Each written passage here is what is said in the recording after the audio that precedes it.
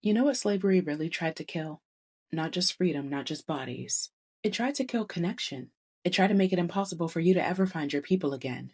And that's the violence we don't talk about enough. Now, let me tell you about a man who said no, not on my watch. William Still. He wasn't running through the woods with a lantern. He was sitting at a desk, writing names down. And that might have been more dangerous than any gun. William Still was born free in 1821 in New Jersey. But free doesn't mean untouched. His mother, Charity Still, she escaped slavery in Maryland. She was caught once, dragged back, and forced back into bondage. And then she escaped again, this time with two of her daughters. But sadly, two of her sons had already been sold south. Imagine being a child and knowing your mother risked her life twice to come back for you, and she still couldn't get everybody. That's the kind of origin story that shapes a person. So William grows up, he moves to Philadelphia. He joins the Pennsylvania Anti-Slavery Society in 1847. And eventually, he's leading the Vigilance Committee, which sounds administrative, but it wasn't. He was receiving freedom seekers almost daily, people arriving exhausted, terrified, missing pieces of their family. And instead of just sending them north quietly, he would sit with them, ask questions, write things down. Your name, your mother's name, where you were taken from, and who you're looking for. Under the Fugitive Slave Act of 1850, if those records were found, it could have meant recapture, prison, or worse. So he hid them, he protected them. He buried them when danger got too close. Because he wasn't just trying to get people out, he was trying to keep their stories intact.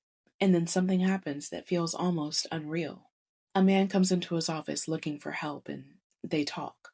They compare details, and William realizes that this man, Peter Still, was his brother, one of those sons that their mother couldn't save, sold south decades earlier, reunited because somebody cared enough to document.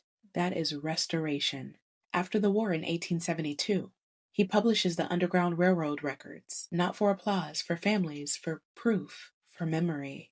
So nobody could say that these were faceless people drifting through legend. He preserved their names so they couldn't be swallowed by silence. And I think that's what moves me, because slavery tried to scatter bloodlines so violently that memory would just dissolve. But William Still refused that. He treated record keeping like resistance. Like, if I can write you down, then you exist. If I preserve your name, then the system doesn't win. We love the dramatic heroes, of course. But sometimes the most radical thing isn't running, it's remembering. It's protecting lineage. It's refusing to let history erase somebody's mother, somebody's child, somebody's brother, you know? And that's what William Still did. He didn't just move people north, he made sure that they could find each other again. And honestly, that feels heavier than escape, because freedom without memory is fragile. But freedom with names, that lasts. Say his name, William Still.